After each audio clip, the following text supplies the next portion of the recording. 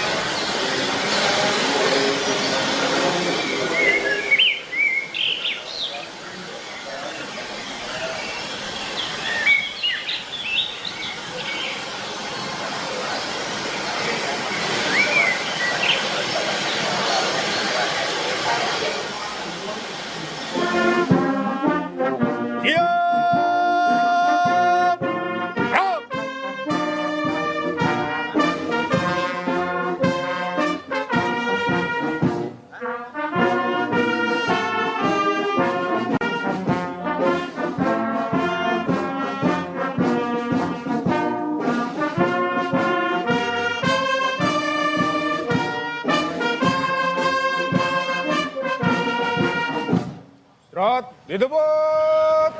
Rot.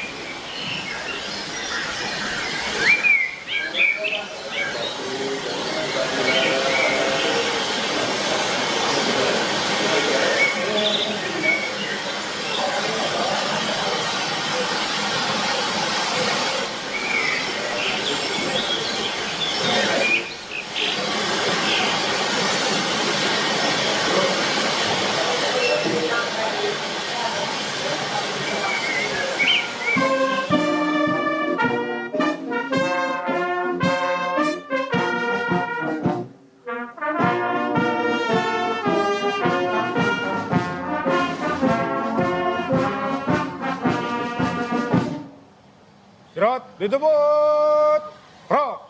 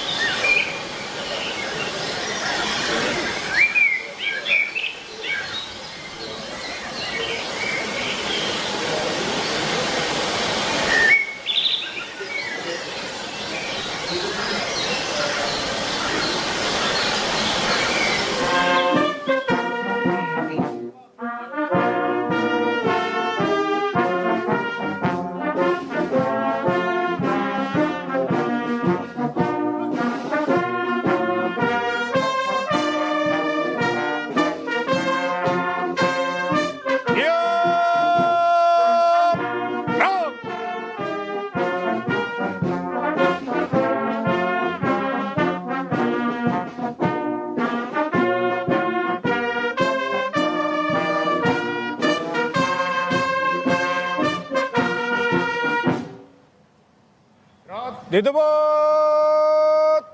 Rok.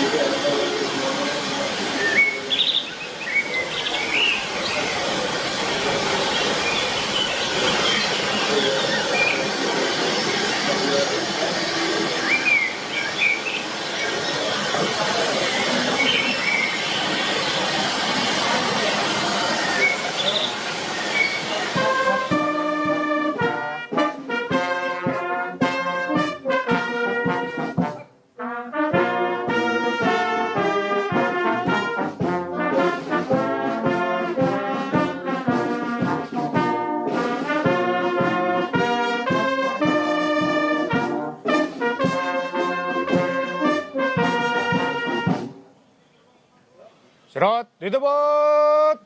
Rok.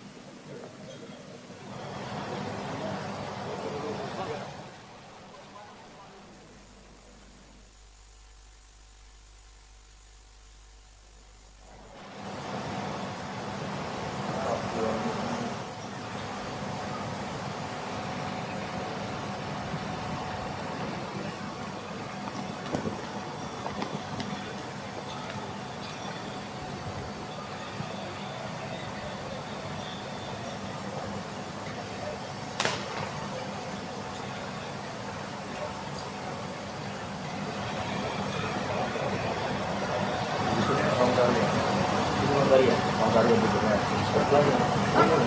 nih. Ada tuh, tadi ada di kopi apa ya?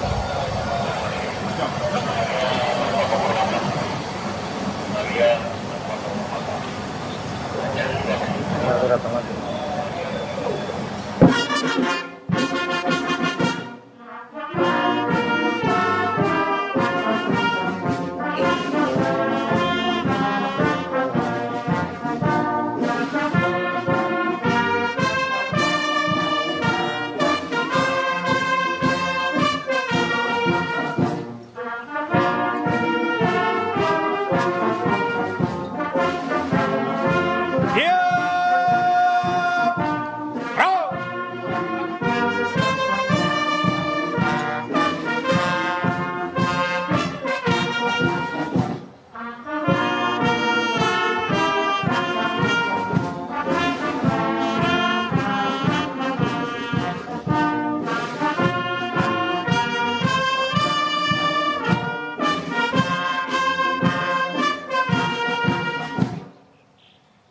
Didebut, gerak.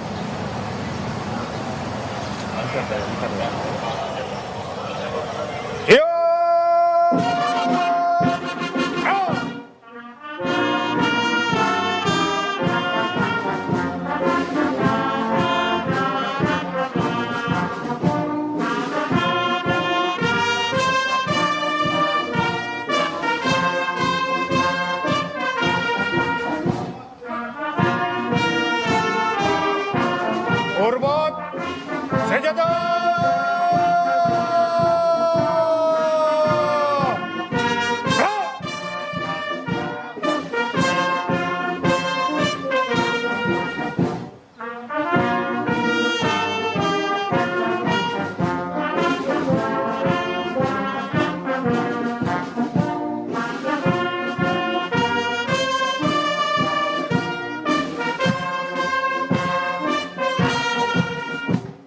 Tegak, senjata.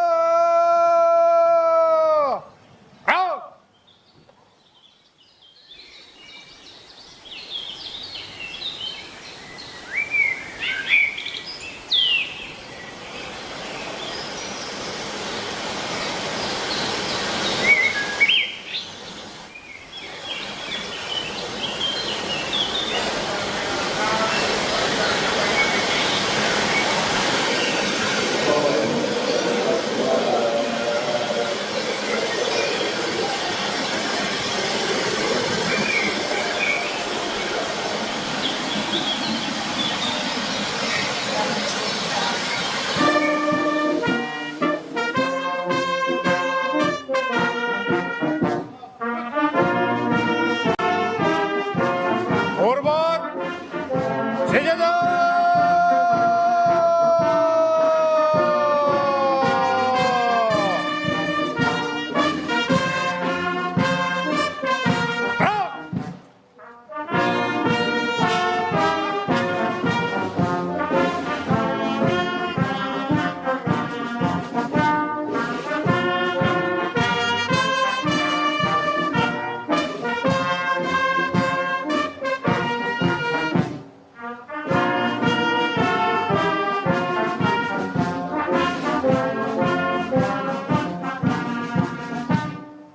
Tegak, senjata.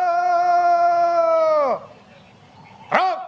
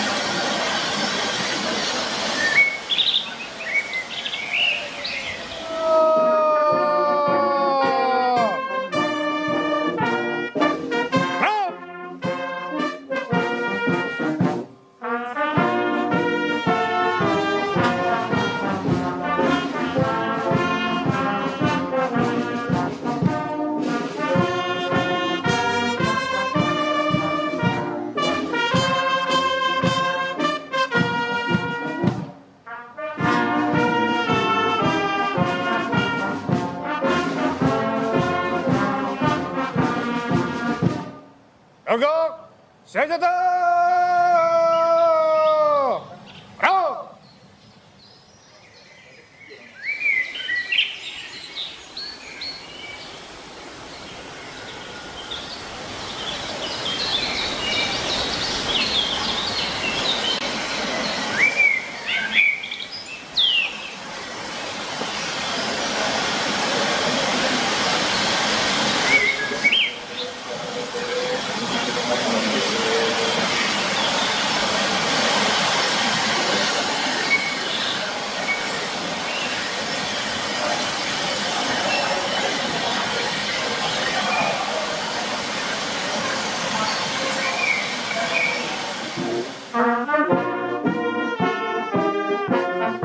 Siap!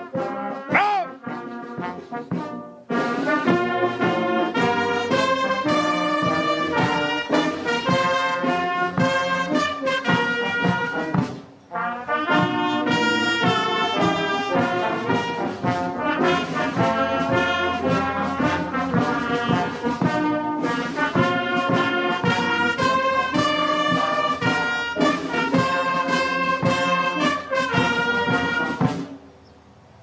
Istirahat di tempat, gerak.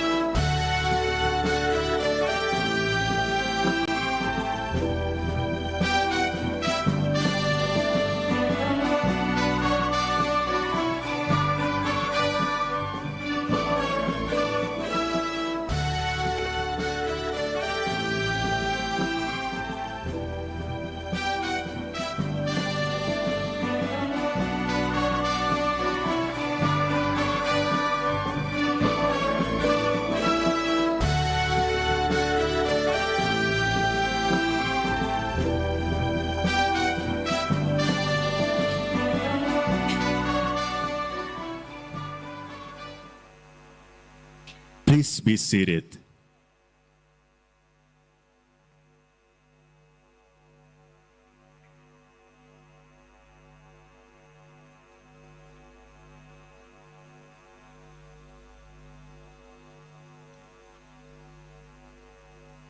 Your Majesty, Excellencies, distinguished guests, ladies and gentlemen, welcome to the opening ceremony of the 10th World Water Forum 2024. Let us immerse ourselves in the harmonious display of music and dance, a reflection of Mother Nature's message, an embodiment of resilience, paving the way towards shared prosperity for all.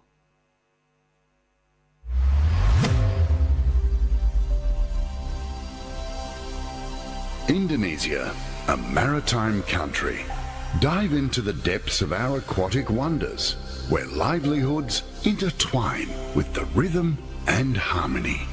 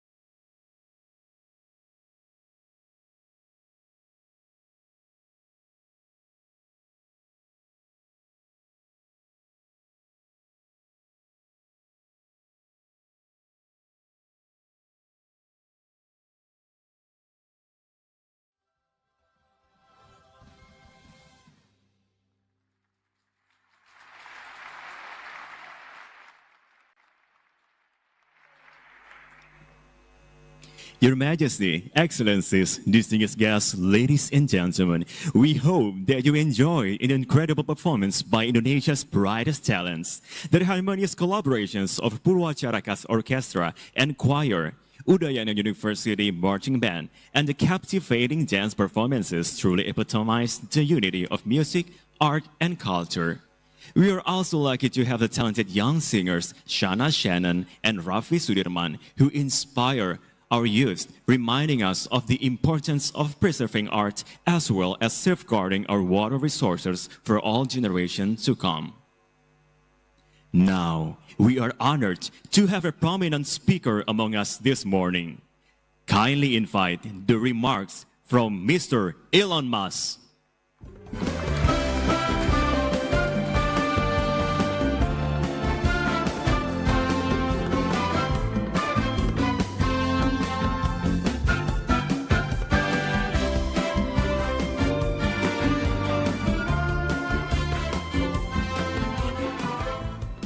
Hello, everyone. Well, I must say I'm very impressed with this. This meeting room is amazing. I feel like I'm in a waterfall. And it's really lovely here, and that was incredible performance. So I must say I'm quite delighted to be here this morning talking to you and to experience this wonderful event and everything that Indonesia has to offer. It's amazing being here in Bali in Indonesia. So,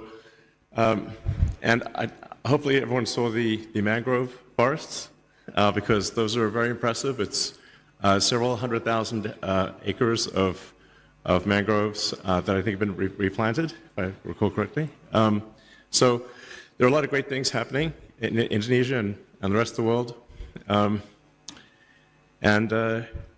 Overall, I would say I'm quite sort of optimistic for the future. I think we should never be complacent or entitled, but I do think that if we're not complacent or entitled, that the future will actually be great for the world. And I think we're headed to a bright future overall. And with respect to water, I've always thought, we call Earth Earth, but actually Earth is 70% water by surface area. So technically, I think if aliens came here, and a lot of people think aliens have come here, because they're always asking me about aliens. They would name us water, because we are 70% water and only 30% land.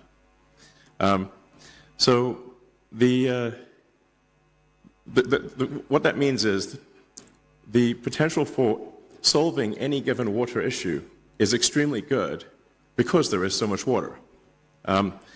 There's obviously desalination required at times, and the transport of water, but desalination, as I think most people know, has become very inexpensive, and so really the availability of fresh water is simply about energy and transport. So that's when I talk to even very well-read, very smart people in the United States, they will often think, well, the water crisis is unsolvable, but in fact, it is very solvable. With our continuing breakthroughs in the efficiency of desalination, and anyway, I think we've got a great water future ahead of us, and I think a great sustainable energy future ahead of us. Yes. So anyway, hopefully that is. I'm kicking things off on a positive note, but I think with good basis for doing so. Yeah. With that, I think the next section is really just some questions or Q&A. If anyone would like to ask me anything about anything, I suppose we should generally stick to the topic of water, given that it's the water conference. But I'm happy to answer other questions as well. I'm not quite sure how the logistics of question posing works, but you could just say a question. Sure.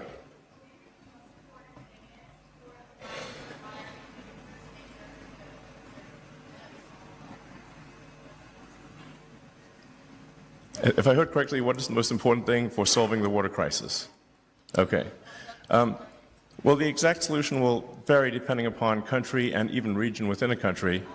But the as I mentioned, because the cost of desalination has dropped so much, if you're just talking about water for individual consumption or water in, say, a hydroponics facility, some kind of, where you're not simply putting it on the ground for crops, but actually have some sort of contained facility that minimizes the amount of evaporation, I think you can basically turn any part of the world green, including the entire world.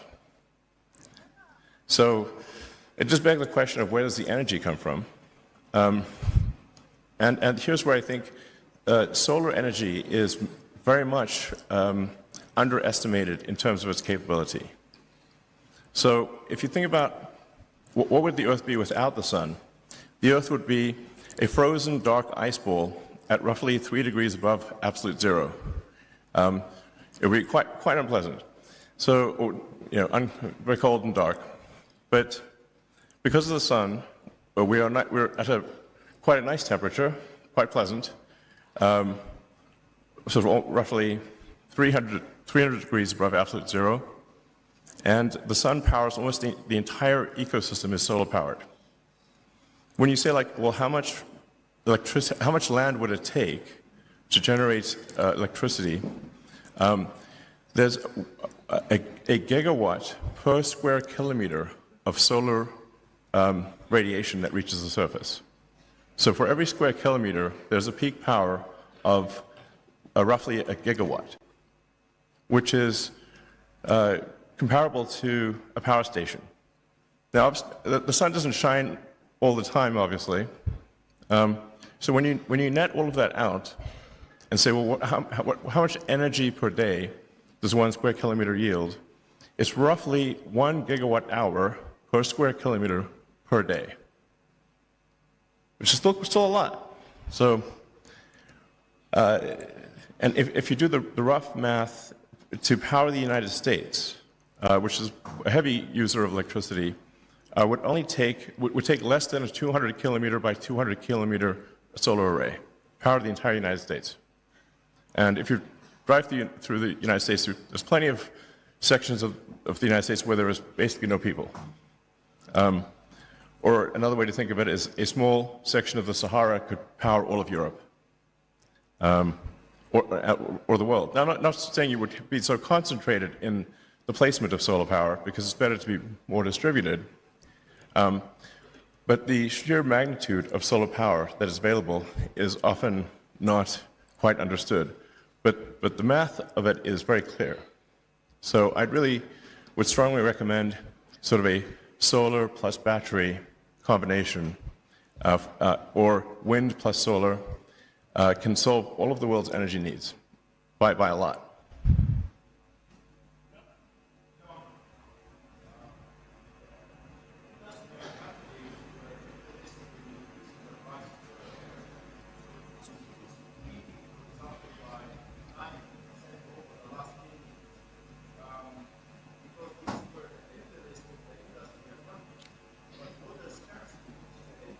Developing countries needs also R&D to reduce the price of desalination or desalinated cubic meter of water by 90%, like what happened with the PP.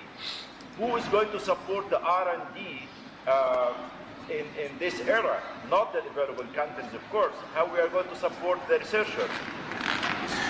Yeah, so something that I would encourage everyone in the room to look at is, and you touched on that briefly, is that the cost of solar power has dropped dramatically over the years. So if you were to say, look at the cost of solar power 5 years ago, or 10 years ago, or 20 years ago, it would have seemed cost prohibitive. But the cost of solar power today is extremely low. And the cost of batteries to store the energy has also dropped dramatically. The cost of battery storage of electricity has dropped by a factor of 10 in the past 5 years.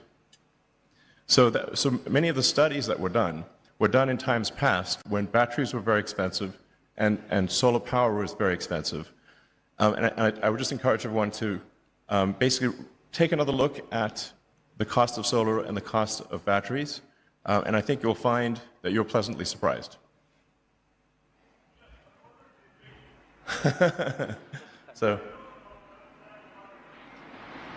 All right, time to wrap it up. Yes, okay, thank you. Well, it's an honor to be here, and thank you very much for listening to my words, and I hope you have a fantastic conference. Thank you. Thank you, Mr. Elon Musk. Please return to your respective seat.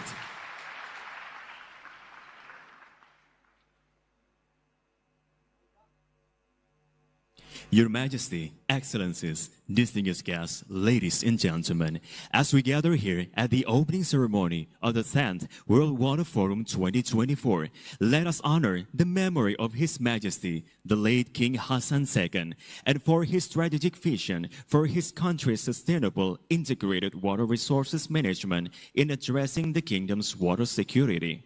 Attributed to an individual or a group of natural or legal person, whether public or private, and integrated to reward actions that promote the protections and preservations of water resources, improvement in their management, reuse of wastewater, as well as raising awareness among the populations about water issues.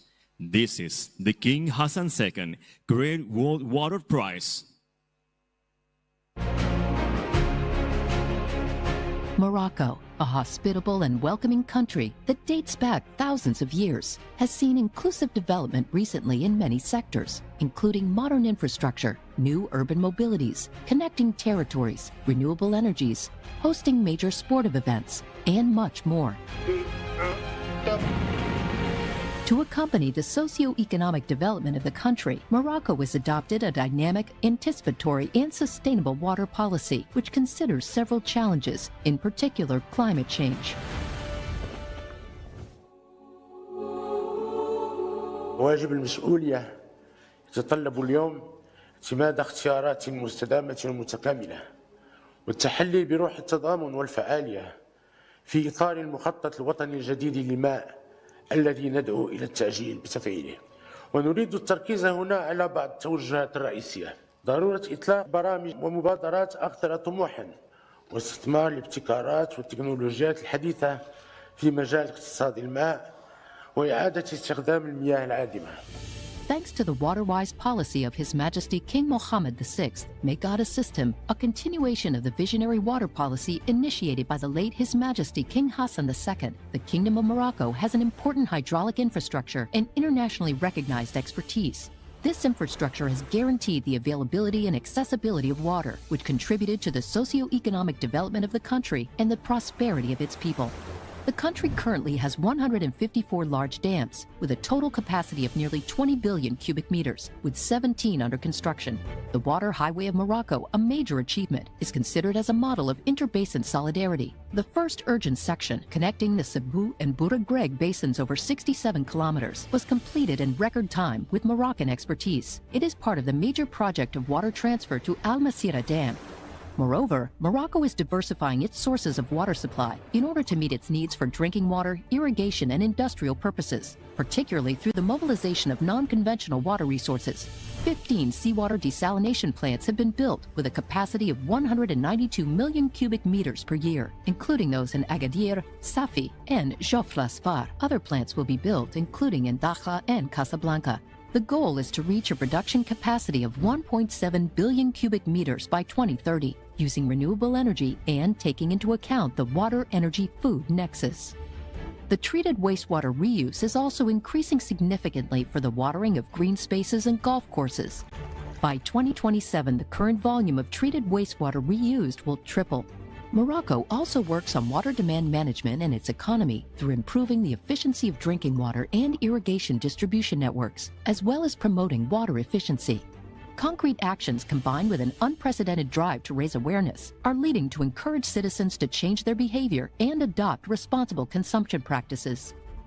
Morocco continues to reiterate its commitment to this cause at international level, an engagement illustrated particularly through the Hassan II World Water Prize, an initiative led since 2002 jointly by the Kingdom of Morocco and the World Water Council. In its 8th edition, this prestigious prize of $500,000 rewards actions and innovations in favor of water security for food sovereignty and shared prosperity. We kindly invite the head of government of the Kingdom of Morocco, His Excellency Mr. Aziz Al Khanouch, to convey his remarks.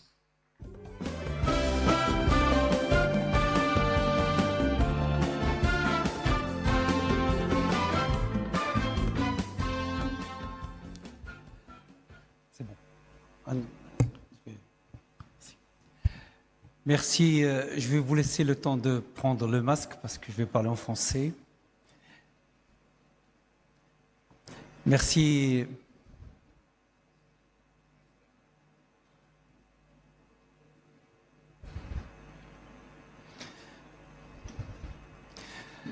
Je voudrais tout d'abord remercier Monsieur le Président, le gouvernement et le peuple indonésien de l'accueil chaleureux qui nous a été réservé et vous féliciter pour la réussite de ce grand événement. Nous sommes présents ici, je représente le Royaume du Maroc, pour vous présenter le prix Hassan II, un prix lié à la personnalité du feu, le roi Hassan II, qui a fait énormément pour la politique de l'eau et le développement durable de l'eau à travers la construction de barrages et de réseaux d'irrigation.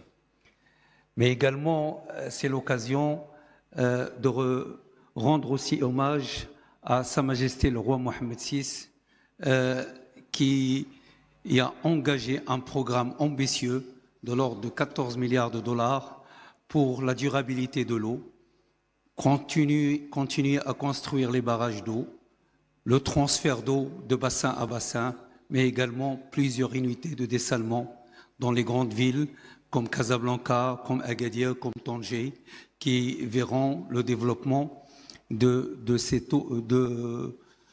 réseau non conventionnel. Le prix Hassan II donc, est un hommage à ces grandes personnalités. Nous l'avons eu beaucoup de candidats cette année, plus de 80 candidats, sont tous très bons. Le choix a été fait pour une organisation internationale qui a le souci de l'utilisation de l'eau, qui a également la responsabilité de s'occuper pour nourrir le monde. Donc c'est le vainqueur, c'est la FAO, et je demande aux représentants de la FAO de se présenter. Excellency, can you remain on the stage? Now we would like to invite the President of the World Water Council, Mr. Louis Fachon, and the Minister of Equipment and Water of the Kingdom of Morocco, His Excellency Mr. Nizar Baraka. Also, the King Hassan II awardee to come on the stage.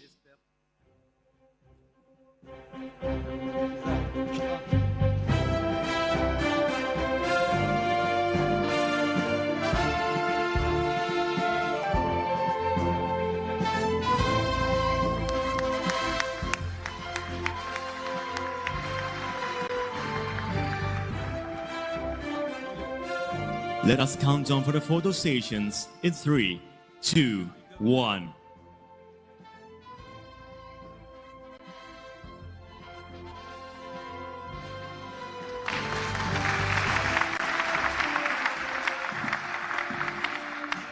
Thank you.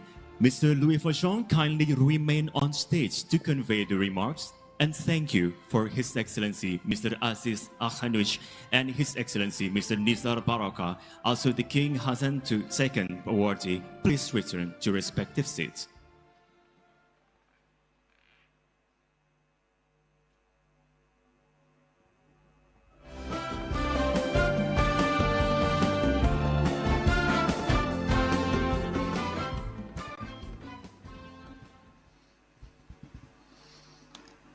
Good evening, good morning, everybody. It's difficult to speak after Elon Musk. Thank you, Elon, to pay attention to water. We need your involvement. And you know that you are paying attention for years and years in constructions of water in your factories. You are saving a lot of water. Thank you for that, and thank you for the future. Thank you, Mr. Louis Fachon. Please return to respective seats. No, I'm sorry. Other issues to discuss. I'd like to thank Mr. President and the government of Indonesia. You remember, Mr. President, during the G20, I asked you to be a water messenger, and you have been the water messenger. And I would like to thank you again and again. But be the better and the best messengers today is not enough. We need to do more if we want to spare and save water for peace and prosperity. And so now we need to be fighters. And more than fighters, we need to be water warriors. All together, water warriors. And I'd just like to say that today I would like to cry and to shout this obligation to respect nature and to provide water for men. And so, just very shortly, 7 commitments. We, World Water Warriors, want to promote water security policies worldwide in all levels of responsibility. We, World Water Warriors, we want to convince that water sobriety needs the modification of our behavior and change our habits. We, World Water Warriors, we want to upscale the design and application of nature-based solutions at basin level first. We, World Water Warriors, we want to call on all countries to write the right to water in their national constitutions, laws, and local regulations to propose that step by step the right to access to water becomes enforceable to all. We, World Water Warriors, we want to invite you to join a Money for Water coalition to be presented at the next United Nations Conference, which includes sub-sovereignty and cancellation of the debt of water for the poorest countries in the world. We, World Water Warriors, we want to ensure that a high proportion of the various climate funds is naturally devoted to water and without forgetting wastewater. We, World Water Warriors, we want to call for international action to ensure more active, decentralized governance based on multilateral cooperation, as we are doing in this forum, which is also essential for strengthening the rails of mediation for rivers, for lakes, and for basins. A real, true hydro-diplomacy bringing peace to the banks rather than war to the rivers.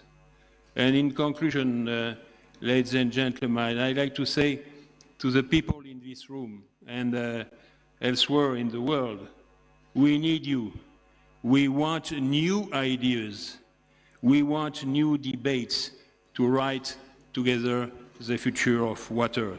So, with us, be the first World Water Warriors, get involved, and especially you, the youngest in this room and elsewhere, take the hand we are holding out to you.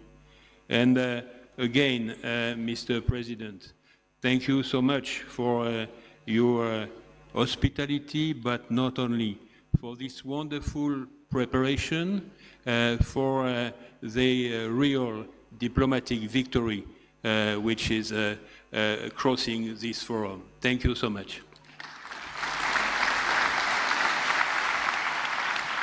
Thank you, Mr. Louis Fauchon. Please return to your respected seats.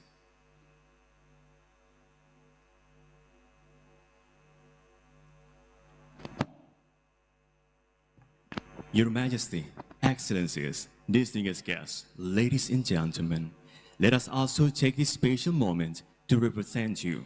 Water for shared prosperity.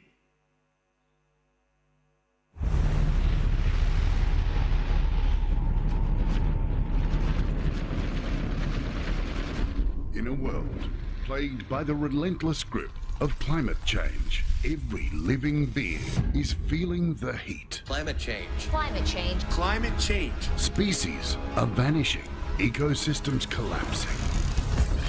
The balance of life is under threat. Without immediate action, in no time at all, we will lose access to clean water on this planet. The time for change is now.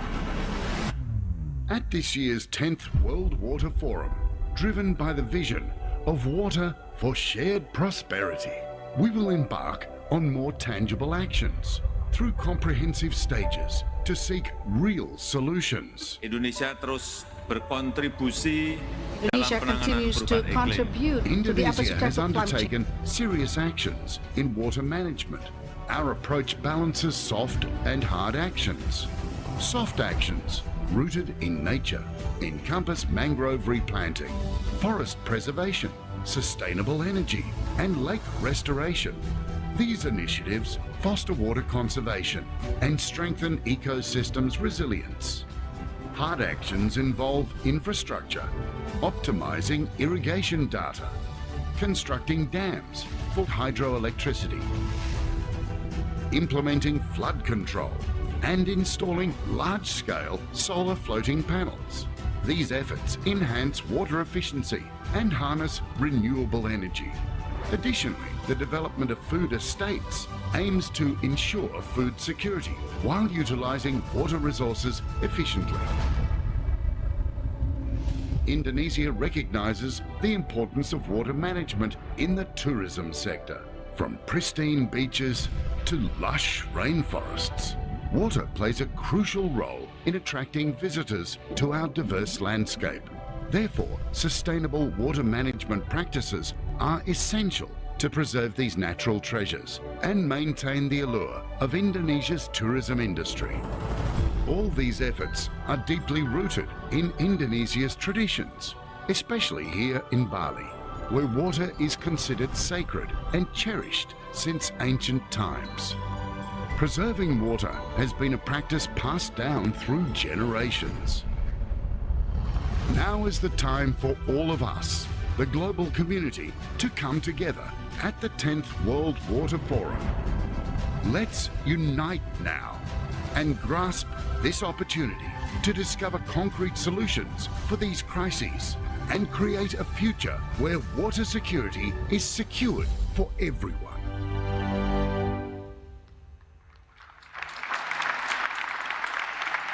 We will now proceed with the presentations of Water for Shared Prosperity book by the World Bank Regional Vice President for East Asia Pacific.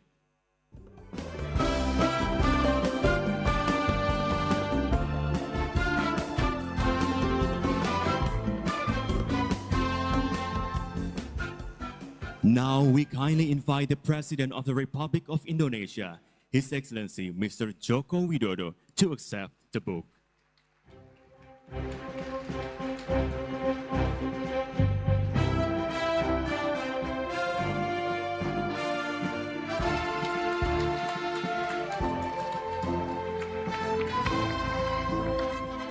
Thank you. The welcoming remarks of the President of the Republic of Indonesia.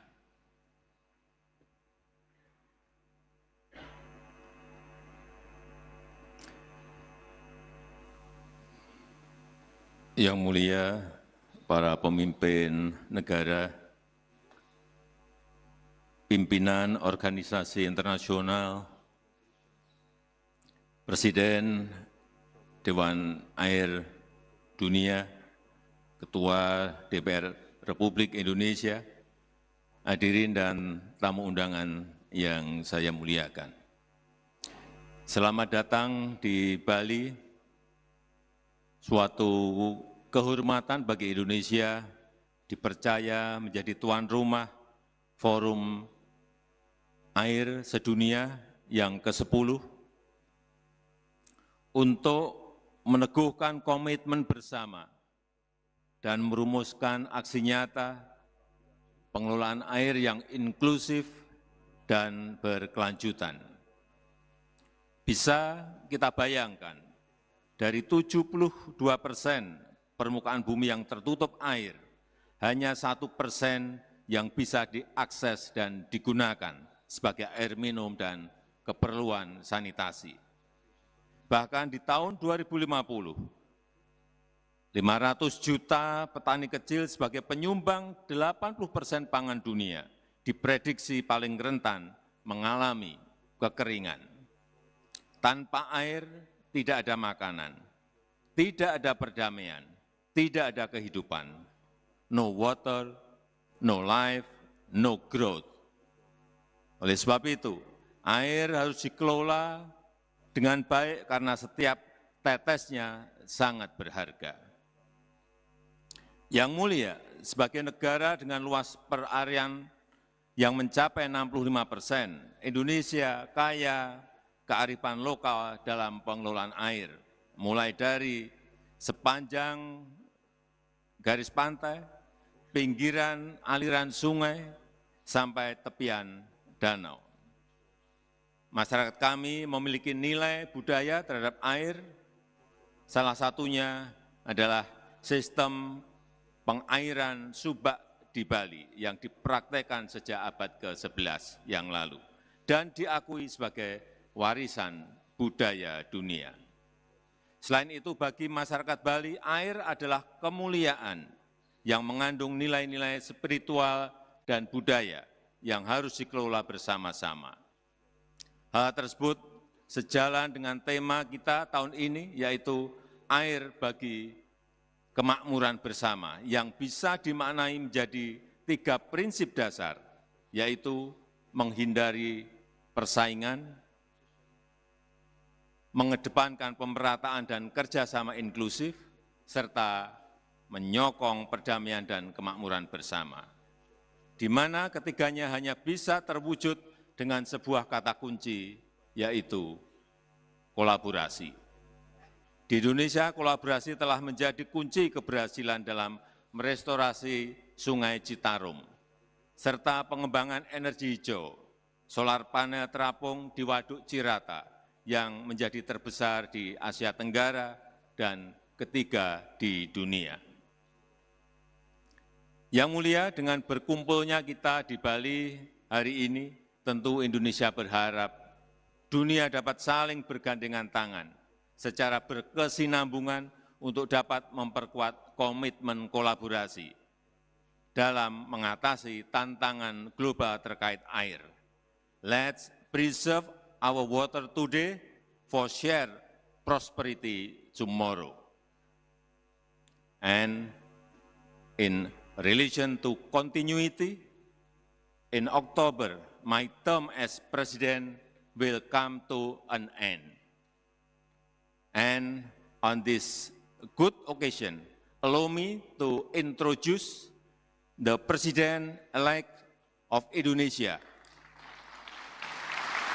Mr. Prabowo Subianto.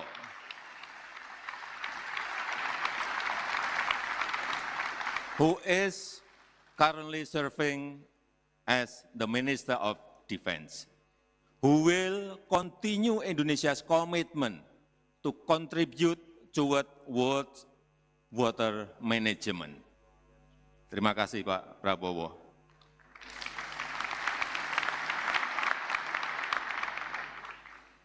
Yang mulia, air adalah sumber kehidupan.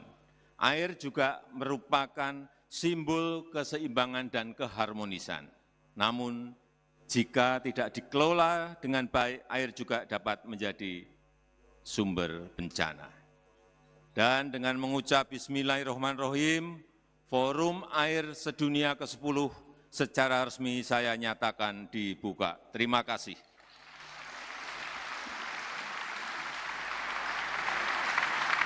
And now, accompanied by Mr. Louis Fasong, His Excellency Mr. Luhut Binsar Panjaitan, Her Excellency Mrs. Retno Marsudi, and His Excellency Mr. Basuki Hadi Mulyono, we invite to the stage to finally opening the 10th World Water Forum.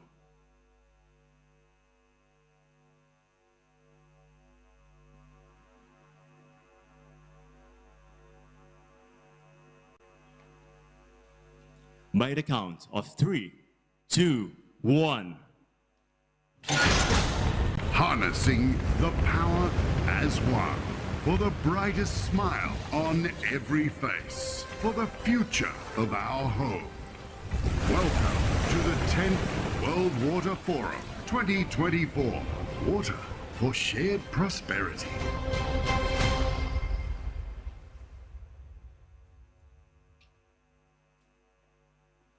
Thank you, Excellencies. Your Majesty, Excellencies, distinguished guests, ladies and gentlemen, we have witnessed the opening ceremony of the 10th World Water Forum 2024. Distinguished guests, ladies and gentlemen, please rise for the departure of the leaders.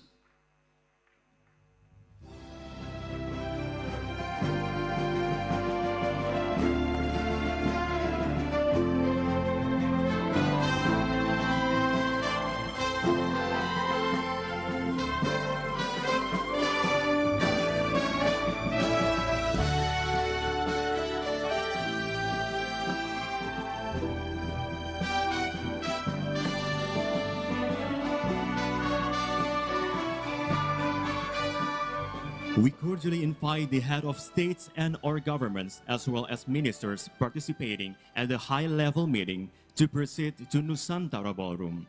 The meeting will be preceded by photo sessions at the foyer of Nusantara Room. Once again, we cordially invite the head of states and or governments, as well as ministers participating at the high-level meeting to proceed to Nusantara Ballroom. The meeting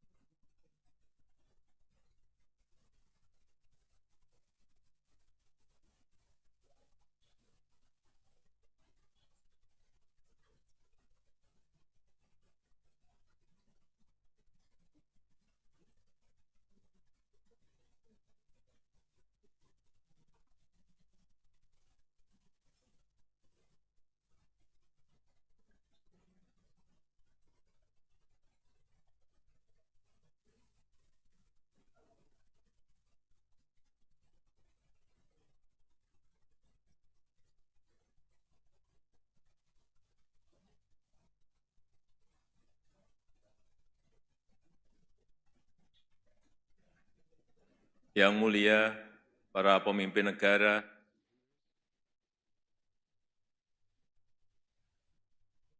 pimpinan organisasi internasional, Presiden Dewan Air Dunia, Ketua DPR RI, para delegasi yang saya muliakan.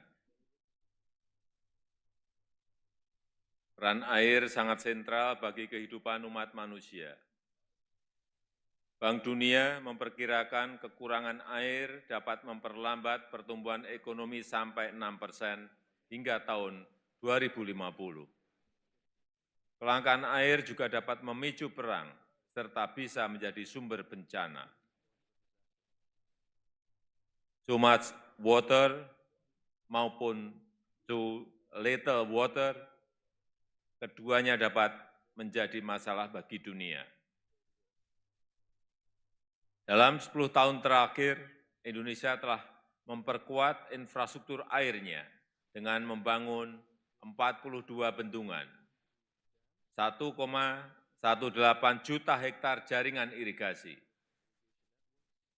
2.156 km pengendali banjir dan pengamanan pantai, serta merehabilitasi 4,3 juta hektar jaringan irigasi. Air juga kami manfaatkan untuk membangun pembangkit listrik tenaga surya, PLTS terapung di Waduk Cirata, sebagai PLTS terapung terbesar di Asia Tenggara. Yang mulia, Forum Air Sedunia ke-10 ini sangat strategis untuk merevitalisasi aksi nyata dan komitmen bersama dalam mewujudkan manajemen sumber daya air terintegrasi.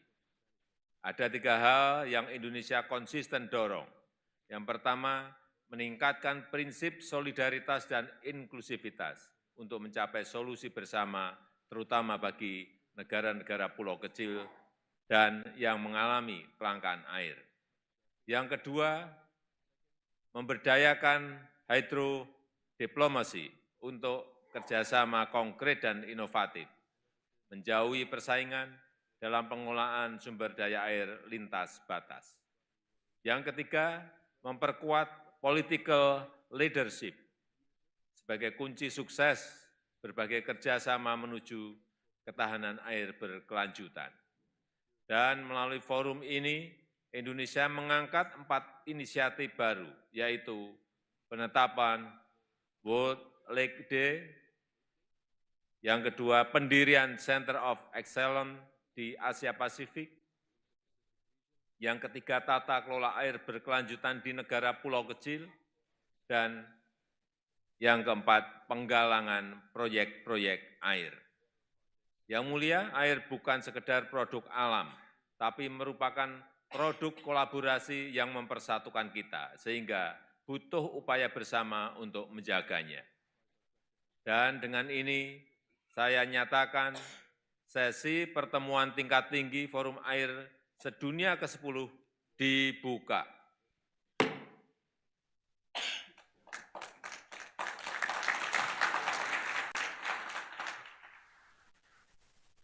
Berikutnya saya mengundang Bapak Louis Fosiong selaku Presiden World Water Council untuk menyampaikan sambutannya. Saya persilahkan.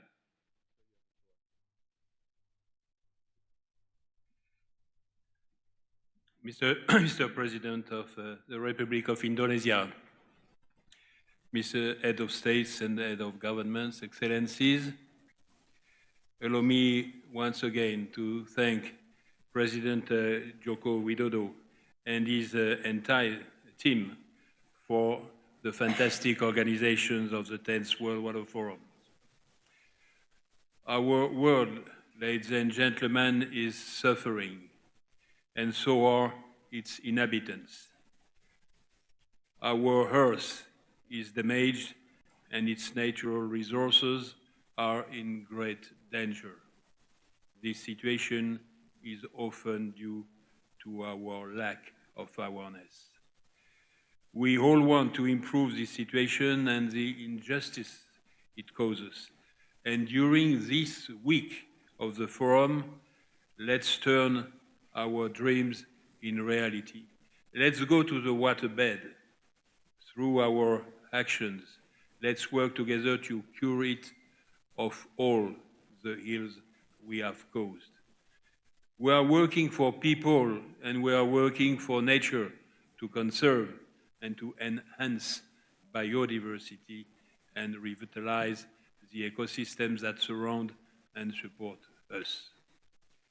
Excellencies, you hold the highest responsibilities in your respective countries, in the field of water as in others also. That's why we say to you here, with respect and consideration, that we need you, your understanding, and your commitment, because water is politics, and in the future, water also will be hydro-diplomatics. And first of all, and that will be my first message, we need to identify better exactly what's happening to water in each of our countries. We are talking always about the climate, but the attacks on water, the lack of water security are also due to demographic growth, urban overcrowding, precarious housing, uncontrolled pollution, and their consequences for public health. The main cause of immigration in the world is from the countryside to the cities, which are becoming more and more huge reservoirs of poverty where hunger and disease reign. Excellencies, urban sprawl is not inevitable. We must first restore the essential services of water and energy to rural areas where half of the humanity now lives. And in practical terms, this means adapting water resources, distributing access to water, and implementing sanitation through the country. Technical solutions are known and are available to you. And if necessary, our World Water Council is there to make them known and to encourage exchange. My second message concerns the financing of water. Since the Dakar Forum 2 years ago and again today in Bali, we have been calling for the water debt to be waived for the poorest countries and cities. We want your help to ensure that a significant proportion of the various climate funds are directly earmarked for access to water sanitation and the repair of water-related disasters, droughts, and floods. Join our Money for Water coalition to help solve this financing problem.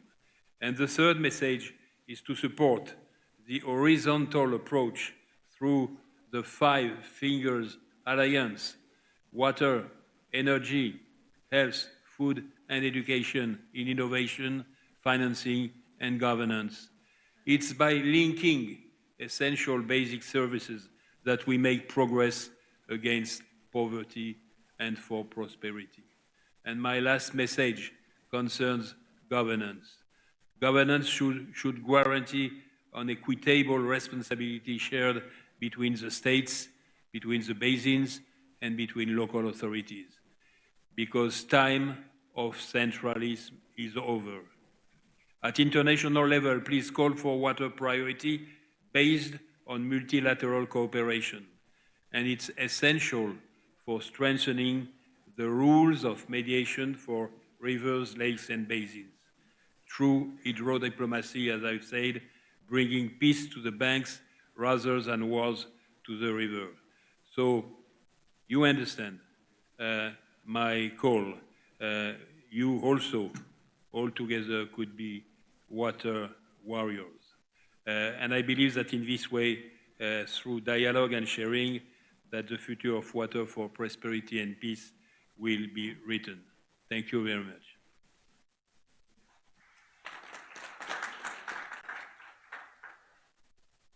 Terima kasih Yang Mulia. Selanjutnya saya mengundang Yang Mulia Dennis Francis, Presiden Majelis Umum PBB ke-78 untuk menyampaikan pidatonya. Yang Mulia dipersilahkan. Your Excellency Joko Widodo, President of the Republic of Indonesia, Excellencies, the heads of state and government, honorable ministers, ladies and gentlemen. It is an honor for me to join you here today in this beautiful city of Bali to participate in the 10th World Water Forum. I extend my gratitude both to the government of Indonesia and to the World Water Council for co-hosting this most important convocation and for their gracious invitation. Let me also express my deep appreciation to the authorities and people of Indonesia for their gracious hospitality and for the warmth of their reception, so expertly on display last evening at the welcome dinner, featuring the vivacious energy and dynamism of the youth of this richly diverse nation. Your exemplary leadership in championing the global water agenda recognizes that although water manifests through its availability or lack thereof locally, it is, in fact, a global resource gifted to us by nature, the distribution of which is a matter of geography and climate, and increasingly, in contemporary times, a matter of climate change. As we convene amidst the lush green landscapes and seascapes of enchanting Bali, inevitably we are reminded of the very essence of water as the source of all life on this planet, and indeed, as a lifeline that transcends borders, cultures, and belief systems.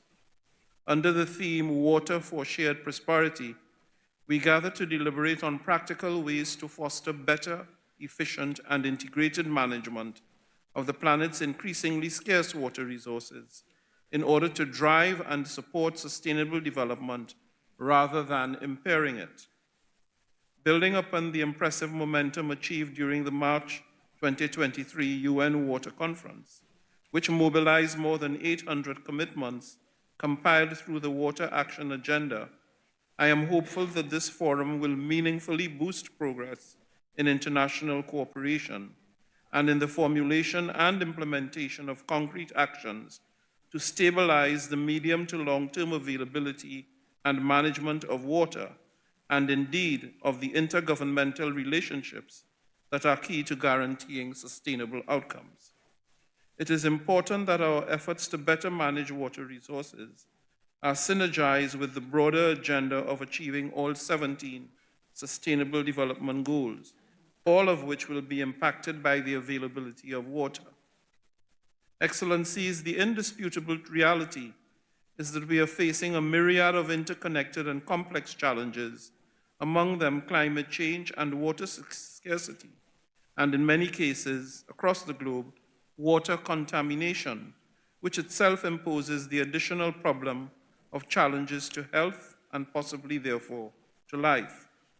Pragmatism dictates that as an international community, we do everything necessary and desirable to avoid water becoming a flashpoint for disagreement and open conflict. Bearing in mind that we are living at a time when the ease with which peace can be disrupted, and once disrupted, the difficulty of restoring it, it suggests that we must take all necessary precautions to avoid further imperiling it.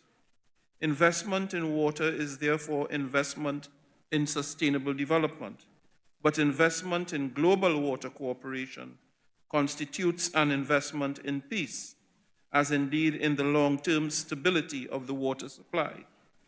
Success, therefore, demands that we unite in common cause and act strategically to surmount these challenges and to fortify and guarantee our resilience, recognizing that water cooperation initiatives are absolutely essential to creating a world of prosperity that is at the same time water secure and peaceful.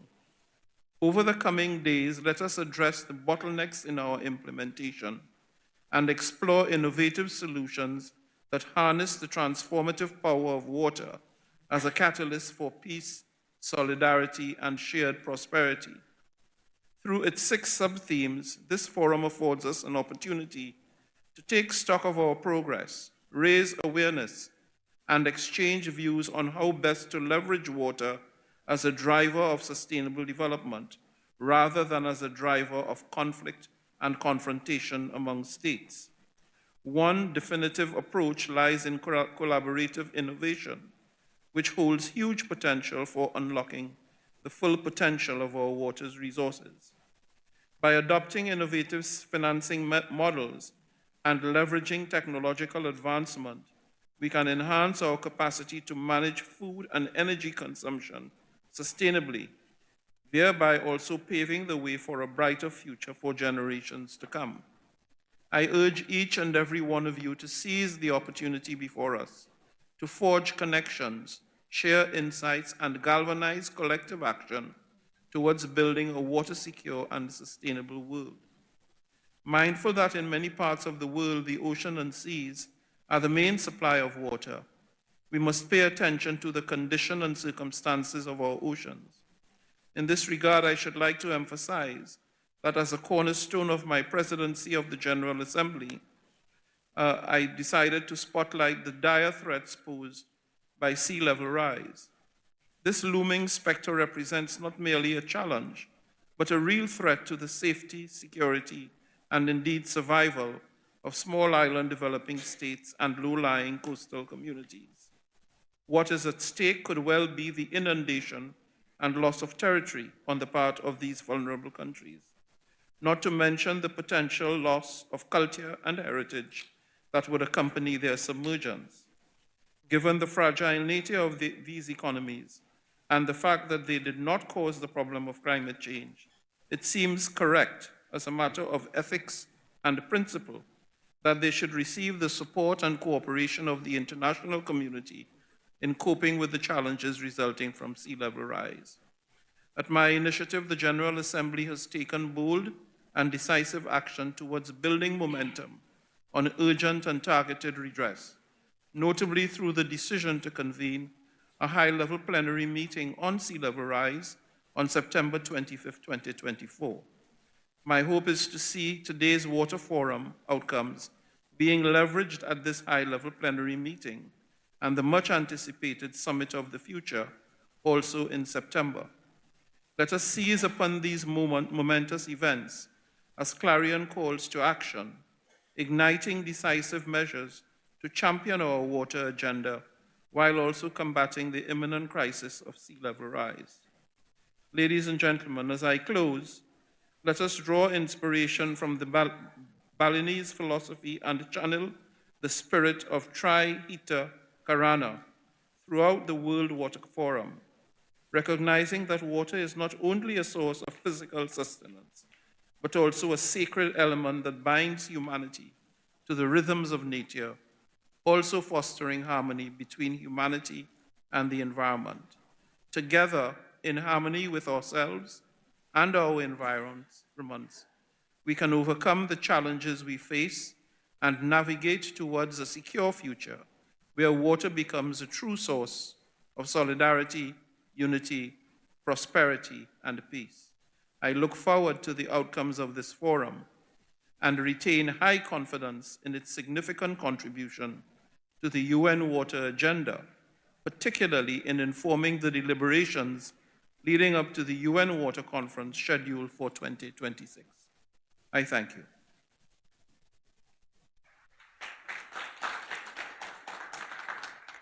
Terima kasih, Yang Mulia. Selanjutnya saya mengundang Yang Mulia Antonio Guterres, Sekretaris Jenderal PBB untuk menyampaikan pidato melalui video message. Yang Mulia, saya persilahkan. Excellencies, ladies and gentlemen, I thank the government of Indonesia and the World Water Council for organizing this important gathering. Water is life.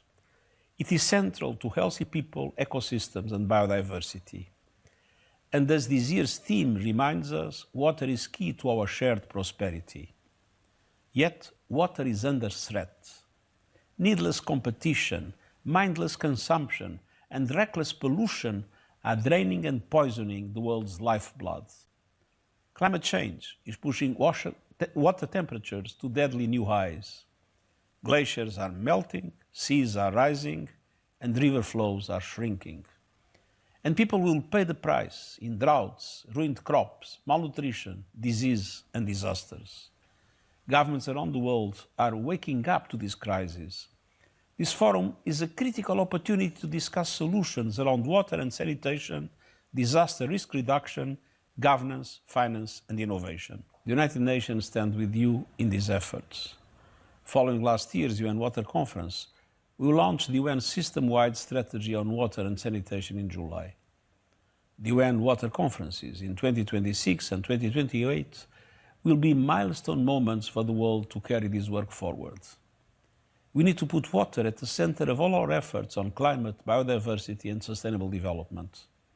Let's work as one to give this vital issue the attention it needs. Let's take action for water, and I thank you.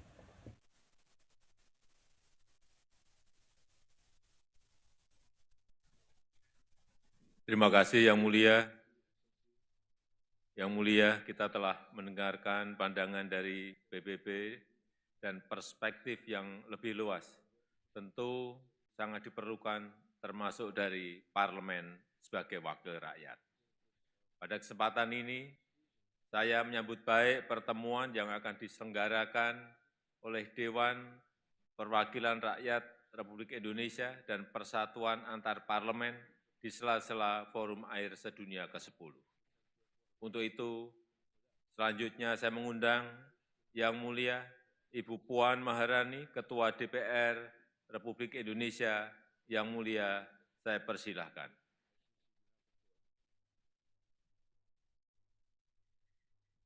Yang Mulia Presiden Republik Indonesia, Bapak Joko Widodo, President of the Yang Republic Mulia of Indonesia, para Mr. pemimpin Joko negara dan Widodo, pemerintah, heads of government, heads, all the President of World Water Council, ministers, we are here together to respond to a number of global threats that has never happened beforehand, and unprecedented global challenges ranging from water scarcity, floods, droughts, forest fires to malnutrition, disease outbreaks, and various other health issues.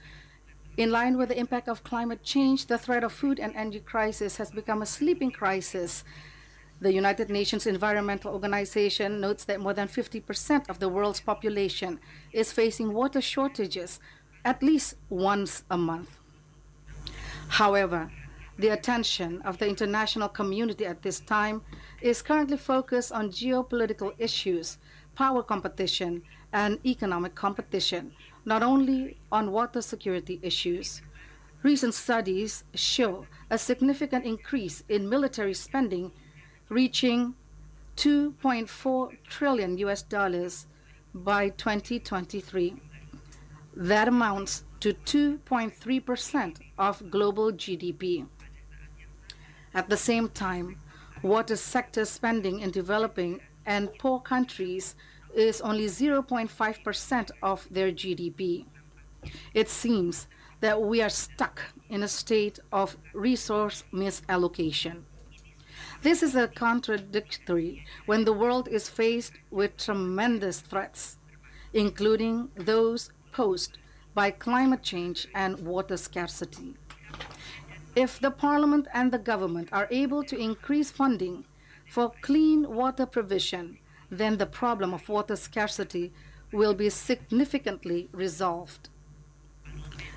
The Parliament has steadfastly supported various initiatives for water and reallocated resources for water security. Parliament is ready to play its role as an institution that represents the people to take action to resolve water issues at the national and international levels.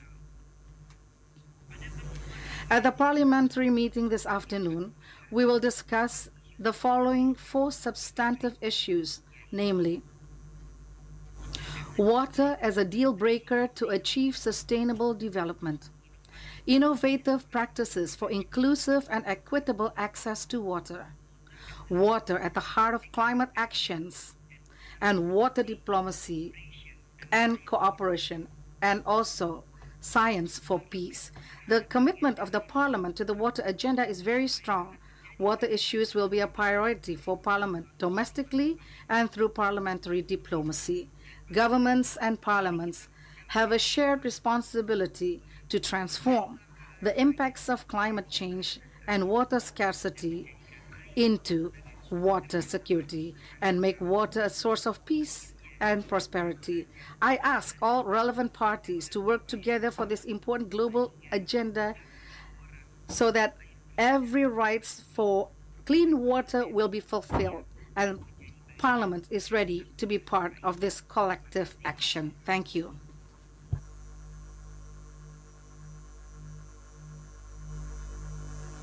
Thank you, Excellency.